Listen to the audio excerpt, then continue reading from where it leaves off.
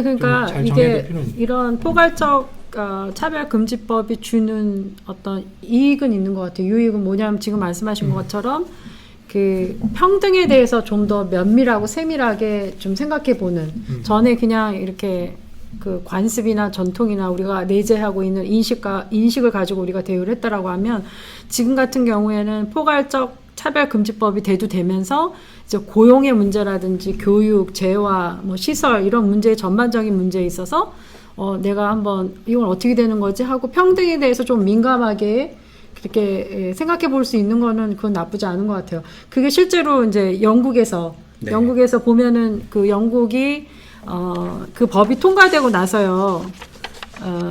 1997년 평등법이라고 통과해서 그 250명을 대상으로 해가지고 설문조사를 했어요. 그랬더니 그분들이 이제 그 대규모 조직 안에 있던 분인데 그래도 78%라는 큰 퍼센티지 사람들이 평등에 대해서 민감하게 됐다. 삶의 전반적인 영역에서 좀 더 면밀하게 관찰하게 됐다. 그래서 좋게 생각한다. 이렇게 얘기가 나왔거든요. 그러니까 저는 이게 적극적으로 찬성한다는 말은 아니지만 어쨌든 여기에 대해서 지금 우리가 좀 더 전에 간과했던 그런 부분들을 차별적인 면에서 평등적인 면에서 한번 생각해 보는 거는 그거는 그래도 유익이라고 생각하고요.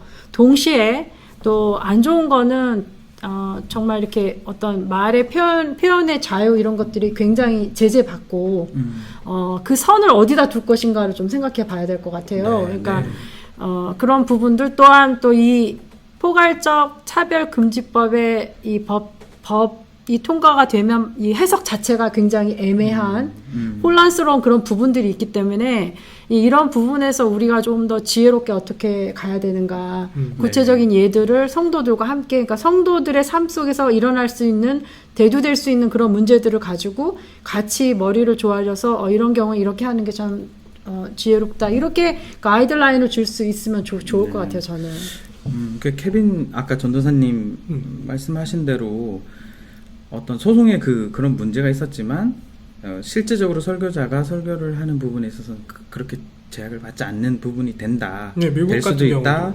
그렇게 이제 말씀을 해 주신 부분이 있는 건데 아무래도 기독교인들이 저도 사실은 그 탈북자에 관심이 좀 많다 보니까 그런 얘기들 많이 들었어요. 특히 한국 사회 자체가 유교적인 어떤 배경이 있다 보니까 이 조선족 말 비슷하다고 해가지고 뭐 커피숍이나 사람들이 이상하게 반응을 하니까 손님들이 어떤 레스토랑이나 그런 데서 고용이 안 되는 거예요. 차별을 받는 그런 부분들이 우리나라가 한국 같은 경우 그런 부분들이 개선되고 하면은 진짜 이 법이 좋겠다는 생각을 하거든요.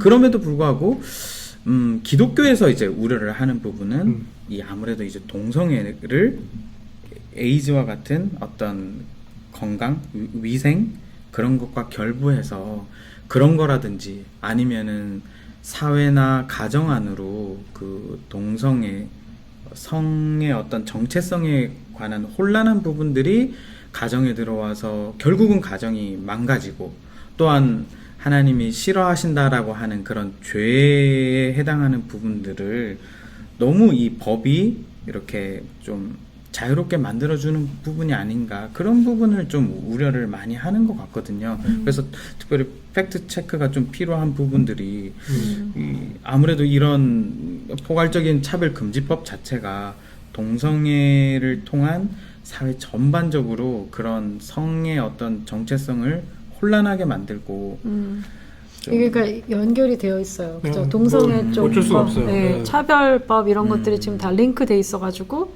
어떻게 보면은 다른 이슈 같지만 사실은 한 문제인 걸로 볼 수 있고 또 이런 부분들이 과연 법이나 인권이나 이런 데 호소하면서 이게 해결될 수 있는 건가? 그러니까 기독교인으로서라고 생각을 해보면 진정한 평등과 진정한 차별은 정말 하나님으로부터 나온다라는 그런 거를 좀 더 깊게 고찰할 수 있는 기회가 되는 것 같기도 하고요. 그러니까 이게 저는 결국에는 차별금지법에 좀 우려되는 부분은 지금 계속 얘기하고 있지만 차별은 금지돼야 돼요. 어떻게든 차별은 금지돼야 되고 우리 기독교인들은 앞서서 그것들을 차별을 없애기 위해서 노력해왔었고 네. 하고 네. 있고 할 것이고 네. 계속 그 부분들에 대해서는 우리가 노력을 하고 있는 부분들이 분명히 존재하고 그렇게 해야 된다라고 생각이 드는데 이제 이게 차별금지법이라고 하면서 다른 부류를 다른 어떤 하나의 그 사람들을 또 차별할 수가 있게 되는 경우가 생기는 거죠. 악용해서. 악용해서. 그러니까 뭐 악용도 되고 또 이게 실제적으로 법적인 게 제정이 되면 아까 말씀드린 그런 부분들에 대해서 이제 그런 법적인 힘을 갖게 되잖아요. 그리고 제재할 수 있는 그런 강제력도 그 안에 생기고 이제 그렇게 됐을 때 위축될 수 있는 것들. 네. 그런 부분들이 존재하는 것 같아요. 그러니까 이거를 우리가 표현하는 거에 있어서 굉장히 그게 제한되는데 예를 들면 그런 거죠. 그러니까 저는 이렇게 좀 다시 생각했으면 좋겠어요. 처음에 미국에 종교의 자유가 들어왔을 때 제2 헌법이 수정될 때 헌법 수정될 때 그 종교의 자유라는 그 항목이 들어가게 했었던 네. 중요한 역할을 한 배후의 세력들이 네. 저는 우리 침례교인들이라고 네. 생각이 들어요. 그 침례교인들이 뭐냐면 당시에는 각 국가마다 자기네들이 인정하는 종교가 다 있었단 말이죠. 네. 영국 국교. 같은 경우에도 뭐 성공이. 성공회가 네. 있었고 뭐 천주교가 뭐 프랑스 같은 경우 천주교 뭐 이게 다 있었어요. 그러면 영국에 태어난 사람들은 너무 선택할 수 없이 그냥 성공회가 돼야 되는. 네. 근데 우리 침례교인들 같은 경우에는 거기에 소속되지 않고 우리는 우리의 신앙을 지킨다라고 하면서 그 안에서 굉장히 여러 가지 행동들을 했었잖아요. 그러면서 탄압도 많이 당하고 그런 사람들이 이제 미국이라는 신대륙으로 넘어오게 됐었고 그러니까 그분들이 이거는 국가가 하나의 생각, 하나의 종교 이런 것들을 강제할 수 없다. 각 개인들, 특히나 이 국민들이 그것들을 선택할 수 있도록 우리는 그것들을 열어줘야 된다. 이제 그 생각이 헌법에 투영이 돼서 그게 제정이 됐죠. 이제 그래서 이제 침례교인들이 거기에 배후에 굉장히 많은 역할들을 했었다 이렇게 설명을 하는 건데 네. 그렇게 거기에 들어갔을 때 전제는 자 이제 침례교가 맞으니 침례교를 믿으십시오. 침례교만 믿으십시오가 아니잖아요. 네. 다른 종교들도 다 네. 선택할 수 있게 그쵸. 되는 거예요. 네. 이슬람도 되고 뭐 내가 생각했을 때는 뭐 다른 종교 뭐 이게 맞다 싶으면 몰몬이고 뭐고 다 할 수 있는 게 이제 자유민주 국가에서의 그 이제 선택의 폭이 되어진 거예요. 그걸 이제 국가가 할 수 없다. 근데 이제 차별금지법이라고 했을 때 사람들이 생각할 때는 그러면 그런 종교나 이런 것들을 더 스스로가 다른 사람들한테 강요할 수 없도록 이것들을 더 평등하게 만드는 법이고 모든 개인들이 그것들을 선택할 수 있도록 모든 사람들한테 그런 자유를 줘라. 근데 그게 기독교 입장에서도 좋은 게 내가 그냥 국가가 이거기 때문에 아니면 우리 부모님이 그거기 때문에 우리는 예수 믿는 거 아니거든요. 진짜 예수님과 나와의 인격적인 그런 만남이 있었기 때문에 나는 이거다라고 선택을 한 거죠. 네. 그게 더 확보될 수 있는 그런 분위기라고 생각해요. 갑자기 이 얘기를 왜 드리냐면 차별금지법이라는 것이 어떻게 보면 그런 자유를 더 보장하는 것처럼 보일 수 있겠지만 이렇게 생각해야 돼요. 차별이 금지돼야 된다. 그리고 모든 종교는 다 똑같다. 모든 종교는 다 하나의 이야기를 하고 있다. 그래서 각자 그 종교가 다른 종교들한테 그 뭐 포교를 하거나 아니면 선교하거나 이런 거 하지 말아라 하는 것도 하나의 의견이라는 거예요. 저는 그렇게 생각해요. 지금 이게 나는 굉장히 계몽돼가지고 나는 이런 생각까지 할 수 있는 그런 사람이야. 모든 사람들 다 포용하는 그런 사람이야. 라고 생각하는 자만심 때문에 어떻게 보면 이것도 하나의 의견이구나 라는 것을 지금 간과하고 있는 상황이 될 수도 있다라는 거예요. 네. 모든 사람들은 다 배타적일 수밖에 없어요. 네. 국가 간도 국가 서로가 각자의 이득을 위해서 그렇게 서로가 경쟁하고 서로가 그렇게 이야기를 하는데 근데 뭐 그 중에 나는 중립적이고 나는 뭐 다른 국가들 다 인정해?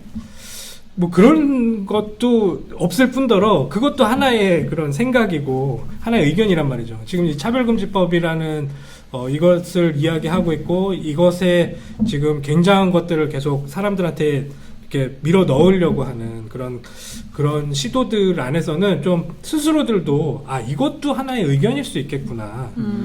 이 모든 사람들이 다 같은 그런 생각을 가져야 된다라고 자기네들은 이렇게 생각하는 것도 이것이 상식이야 라고 생각하는 이것도 하나의 의견일 수 있구나 라는 걸 좀 먼저 생각을 하고 그러면 다른 상식을 갖고 있는 그런 사람들과의 어떤 대화를 하고 그 사람들을 어떻게 내가 설득하고 어떻게 우리가 그 부분에 대해서 같이 합의를 도출해낼 것이냐 이거를 그쪽에서도 좀 약간 고민해야 되고 저희 기독교 입장에서도 너무 사생결단을 할 필요는 없을 것 같고요. 이때 뭐 저는 이게 막 생명을 걸고 막아야 된다. 모르겠어요. 그거는 이 세상 신 자체가 네. 그렇게 이제 돌아가고 있고 모든 네. 사람들 다 이기적으로 자기 생각들이 맞다라고 생각하는 그런 죄가 만연한 이 세상 가운데 우리는 살고 있기 때문에 네. 그것이 어떻게 될지는 모르겠지만 그 안에서 우리가 기독교적인 가치를 지키는 것은 이 법을 막는 거라기보다는 그 안에서도 정말 우리들의 목소리를 하면 이웃을 사랑하고 진짜 하나님 사랑하고 진짜 인류애를 가지고 정말 모두를 포용할 수 있는 그런 사랑을 어떻게 해서든 우리가 표현하고 이야기하는 것이 우리들의 사명이지 않나. 네. 이제 그것을 우리가 조금 더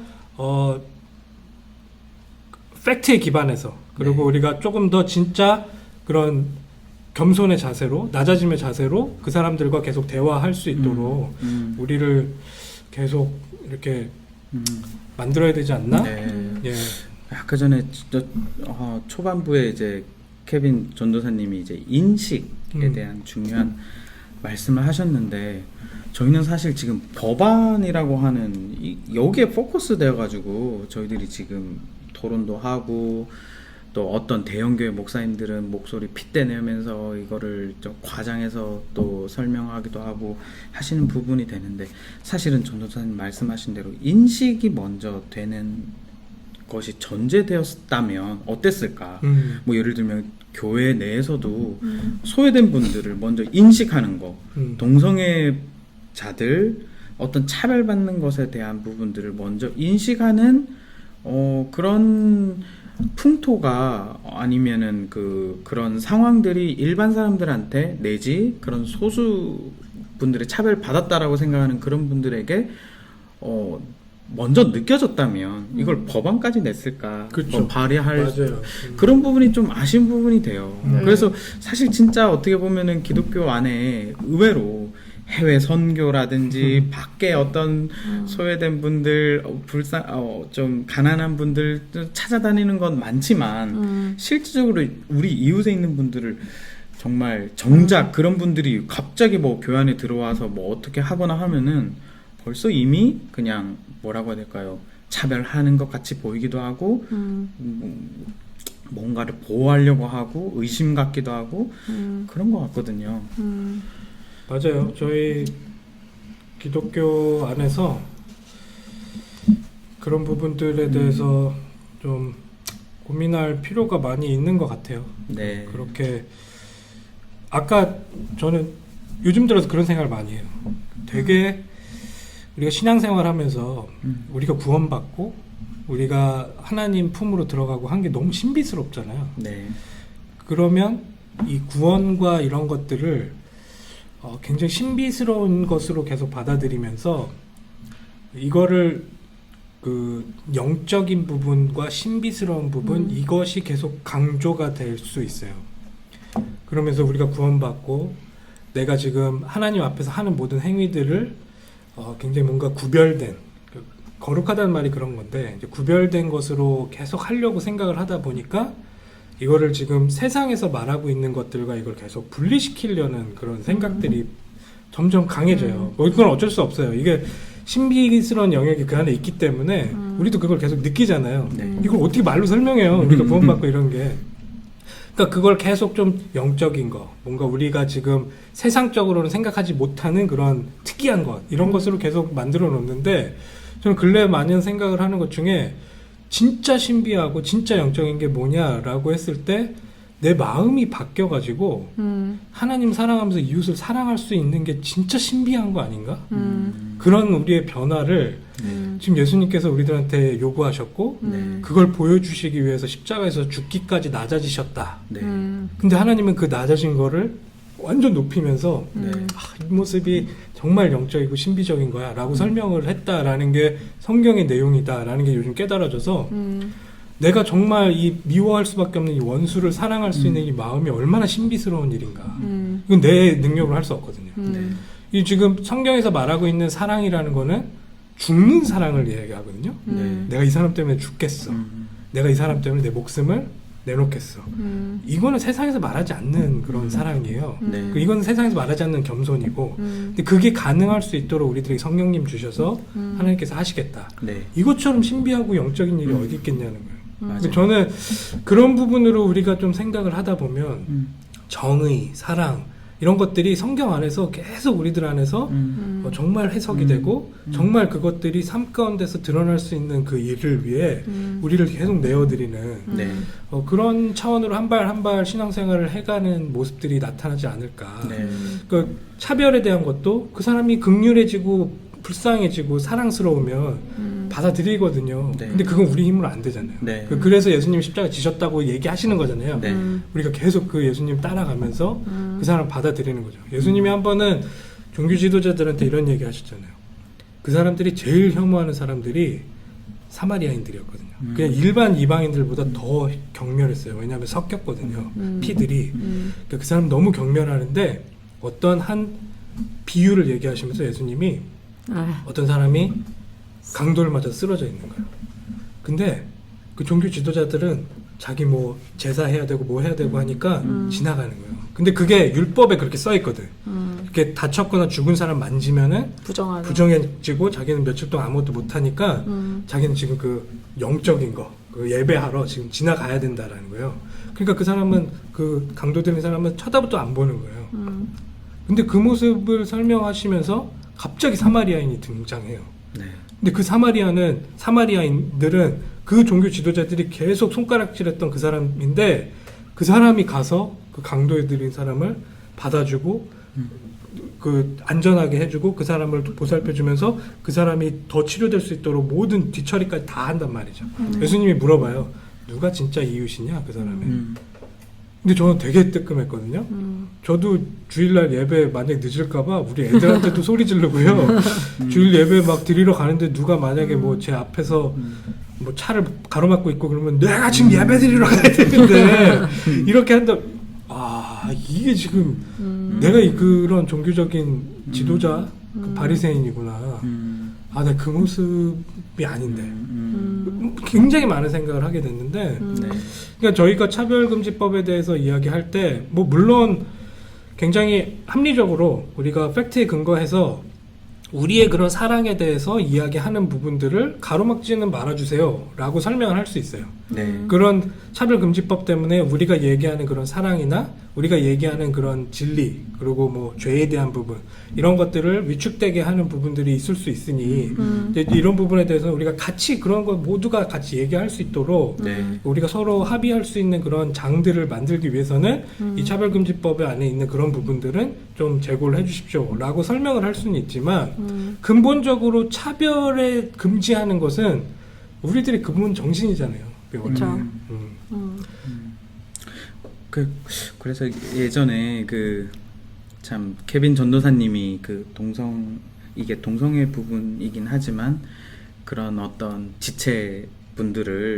분들과 함께 사역을 하면서 같이 뭐 밥도 드셨을 거고 이야기도 충분히 들었을 거고 기도도 해드렸을 거고 그랬는데 정말 그분들이 정말 이렇게 잘해주고 차별당하지 않는다라고 느끼는 이분들한테 법적으로 나 이거 법 만들 거야 라고 하지 않을 수 있잖아요. 그러니까 말씀하신 대로 우리 기독교가 정말 먼저 이런 부분들을 물론 이제 세상에서 빛과 소금의 역할을 감당하면서 하나님의 뜻과 어떤 죄에 해당되는 부분들을 날선 검과 같이 어떤 이 세대를 본받지 말고 거스르는 이 세대 가운데서 드러내는 건 반드시 필요하죠. 네. 그런데 그것을 더 드러내기 위해서는 이런 사랑과 어떤 이런 삶에 그것이 뒷받침될 때 더 빛이 나는 것 같아요. 전에 준 전사님이 우리 미국 대선 이런 거에 대해서 얘기하신 적 있는데 다시 한 번만. 대선에 대해서요? 대선? 전매가도 목사님. 아, 그 요즘에 지금 막 대선 어제 저 바이스 프레지던트 해리스하고 펜스 부통령의 토론을 정신없이 숙제해야 되는데 그거 너무 듣고 싶어가지고 봤거든요. 영어로 다. 예, 예. 대단히. 근데 아니 못 알아듣는 부분도 있어요. 근데 그 마이크 펜스 대통령의 마지막 그 conclusion 그 각자의 2미닛 주면서 마지막을 정리해 보라는 말에 어떤 말 하셨냐면 이렇게 얘기하셨어요. 나는 이런 디베이트 하는 게 너무 좋다. 지금은 내가 이 장 안에서 해리스하고 자기하고 싸울지라도 우리가 이 대선 이 토론장을 밖으로 나가면 우리는 아메리카를 이루는 한 팀이다. 제가 그 마음을 갖고 있었어요. 근데 그걸 그렇게 얘기를 해 주시는 거를 내가 보면서 이게 차별금지법을 반대하고 찬성하고 우리가 어떤 선에 있던지 지금 레이 전도사님 말씀해 주신 것 같이 성경적인 근거로 해서 어떤 목소리를 내는 거 이런 거는 됩니다 안 됩니다 이런 거는 저는 존중해야 된다고 생각해요. 나랑 의견이 달라도. 네. 근데 이제 결국은 그리스도인이나 아니면 다른 사람들이나 우리가 다 정말 하나님의 백성으로서 함께 이 세상을 이끌어 나가는 데 있어서 우리가 사랑을 베풀어야 할 대상이지 반목하고 싸워야 할 대상은 아니잖아요. 네. 근데 그 2006년도 때 그 존 맥갈서 목사님의 그 설교 영상 중에 기억에 남는 게 하나 있어요. 그때 그 트럼프 대통령하고 힐러리 그 후보하고 둘이 이렇게 대통령 누가 선출을 할 건가 그 시점에 있었는데 존 맥갈서 목사님이 그 그레이스 커뮤니티 그 교회의 성도들의 마음을 잘 잡아줬던 설교 영상을 전 지금도 봅니다. 틀어가지고 보는데 뭐라고 얘기하셨냐면 우리가 시민권자로 누구를 선택하고 누구를 선택하지 않는 거가 중요한 게 아니다. 결국 하나님이 말씀하신 대로 세상은 적그리스도 이 세상을 통제할 어떤 거기를 향해서 종말을 향해서 가고 있다. 우리가 주목해야 될 거는 성경이 그렇게 말해주기 때문에 어떤 사람을 이 사람이 꼭 돼야 돼. 저 사람은 되면 안 돼. 이게 아니라 어쨌든 투표권은 행사를 해야 되잖아요. 네. 그러기 위해서는 저 사람 한 인물에 포커스하지 말고 그 사람이 가지고 있는 그러니까 그 사람을 포함하는 그 당이 갖추고 있는 가치나 어떤 기독교적인 전통 이런 것들을 보고 해라 이런 얘기를 해주셨어요. 그러니까 그 얘기를 딱 들었을 때 지금 이제 차별금지법하고 우리가 조금 접목해서 얘기를 해보면 이게 통과가 될 거냐 나는 목숨 걸고 내가 싸워서 반대해야 돼. 우리가 여기에 목매기보다는 네. 지금 두 전도사님이 포괄적으로 다 얘기해 주신 것처럼 이 차별과 평등에 대한 전반적인 이렇게 그 기독교적인 가치를 우리가 한번 나누어 보고 그렇게 한번 쑥 정리를 해보면서 우리의 목소리를 낼 수 있는 것들은 내면서 결국은 법이 통과가 되든 안 되든 저는 그건 하나님이 인도해 갈 거라고 생각을 하거든요. 그 가운데서 하나님이 허락하실지라도 법이 통과가 될지라도 하나님은 분명히 그거를 가지고 또 역사를 그분의 뜻을 이루어 나가실 거예요. 그러니까 저희들이 할 거는 정말 내 삶 영역에서 나는 진짜 누구를 차별하고 있지 않는지 나는 무의식적으로 남을 정말 무시하고 있지 않는지 이런 거 한번 돌아보면서 또한 내가 성도들을 이끄는 임짝에 있다면 그 분들을 그런 프랙티컬한 내 생활 속에서 일어나는 문제들을 우리가 같이 고민하면서 어떤 게 정말 지혜롭게 해야 되는가 이런 것들을 우리가 같이 얘기하고 나눠주고 고민하면서 나아가는 게 네. 정말 이번에 이 이슈를 갖고서는 네. 생각해보는 우리들의 자세가 아닐까 네. 좀 그렇게 한번 네. 생각해봐요. 네. 저는 뭐 법이 아직까지는 통과되지 않았으면 좋겠다는 마음이고 지금은 좀 디베이트하는 차원에서 대형교회 목사님들도 이건 안 돼라고 하기보다는 한번 이야기 한번 해보자. 그분들 불러서 한번 그치, 얘기도 너무 해보고. 예. 말을 걸 수 없는 상태로 완전히 막 그냥 안돼 이러면서 얘기를 하니까 예. 어우 너무 심하시네요. 좀 저쪽으로 가 있으실래요? 이런 분위기로 맞아요. 가도록 하니까 큰 교회는 또 강대생 너무 높잖아요. 이렇게 너무 멀고. 그러니까 그런 기독교가 그렇게 너무 보이면 이게 진짜 답이 없는 것 같아요. 그래서 대화 나누고 이야기 들어보고 좀 합의도 좀 케빈 전도사님 말씀하신 대로 좀 찬찬히 법을 서로 간에 합의를 하는 것들이 좀 필요하지 않나. 저도 그렇게 생각을 해봅니다. 그 정의란 무엇인가라는 책이 있어요. 마이클 샌더스의.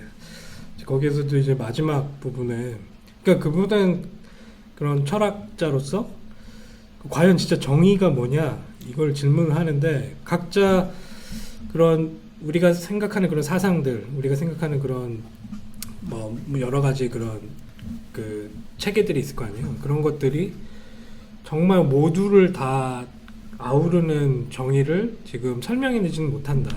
네.